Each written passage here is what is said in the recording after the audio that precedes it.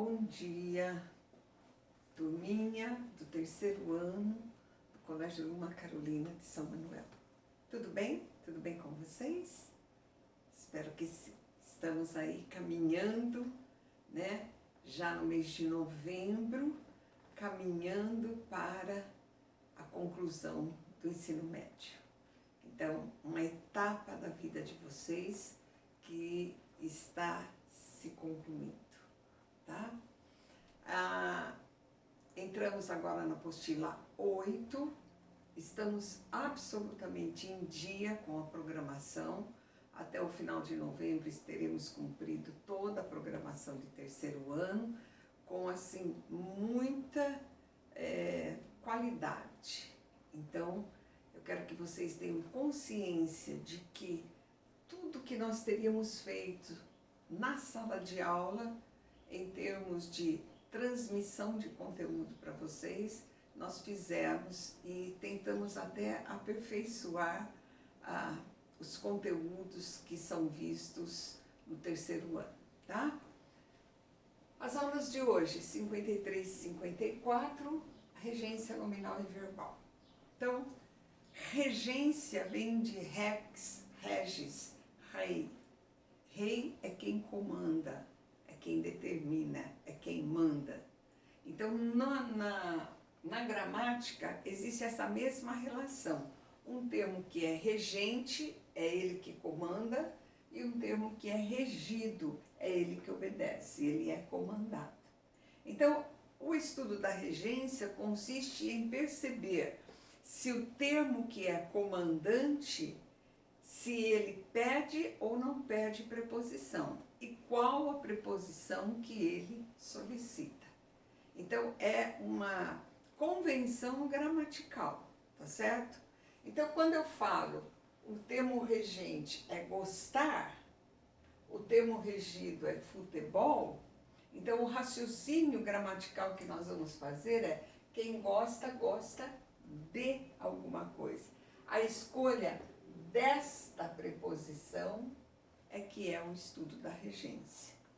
Quem confia, confia em seus princípios. Então, nós vamos ter aqui um rege de, outro rege em. Outro, se for um verbo transitivo direto, por exemplo, não rege preposição. Ele ama. Ama o quê? Ama sua pátria. Então, nós vamos ter aqui a regência do verbo transitivo direto estabelece que não haja uma preposição ligando termo regente e termo regido, tá? Como aqui são dois verbos, então nós chamamos de regência verbal. Aqui é um substantivo, é um adjetivo. Quando o termo regente for um nome, então nós vamos chamar de regência nominal. Quem tem necessidade de ajuda. Alguma coisa é compatível com seus ideais. Então, se eu falasse necessidade a ajuda, necessidade em ajuda, necessidade para ajuda, nenhum deles corresponderia à regência do verbo, da palavra necessidade, ou do verbo gostar, ou do verbo confiar. Eu não gosto eu não gosto com, eu não gosto em, eu gosto de alguma coisa. Então, a escolha da preposição é exatamente o que estabelece a regência verbal ou nominal. Essa preposição, geralmente, ela é vazia de significado. Ela obedece a um critério sintático. Quem gosta, gosta de. Quem confia, confia em. Essas preposições, elas não trazem uma carga semântica. Como você fala, por exemplo, ele vem de São Paulo. Esse de estabelece a origem. Quando eu falo aula de gramática, esse de estabelece uma especificação. Quando eu falo copo de cristal, o de estabelece a matéria. Quando eu falo morrer de fome, esse de estabelece causa. Então, as preposições, elas trazem uma carga semântica em si, ou elas se apresentam vazias de significado, porque elas cumprem apenas um papel sintático.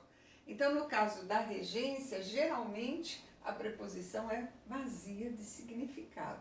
Ela apenas cumpre o papel de ligar um termo regente a um termo regido. E quem manda, quem comanda, é sempre o termo regente, tá?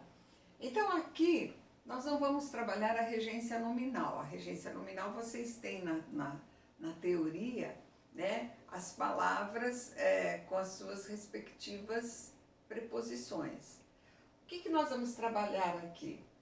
Os verbos que, ao mudarem a regência, mudam também o significado. Quer dizer que quando eu cometo uma falha de regência, eu não estou apenas falhando gramaticalmente, mas eu estou falhando também semanticamente.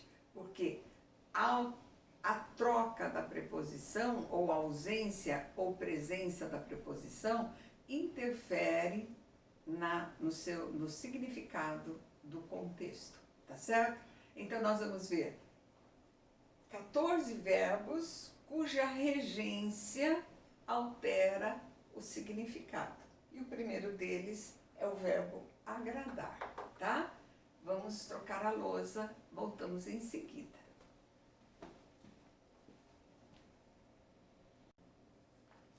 Continuando, pessoal, então o verbo agradar. A mãe agrada a criança. A mãe agrada quem? A criança, verbo transitivo direto.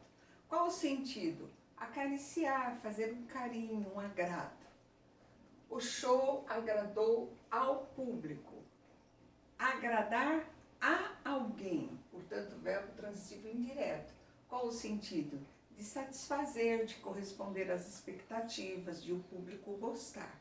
Então, se eu falo, por exemplo, o show agradou o público, literalmente eu estou falando que o show acariciou o público.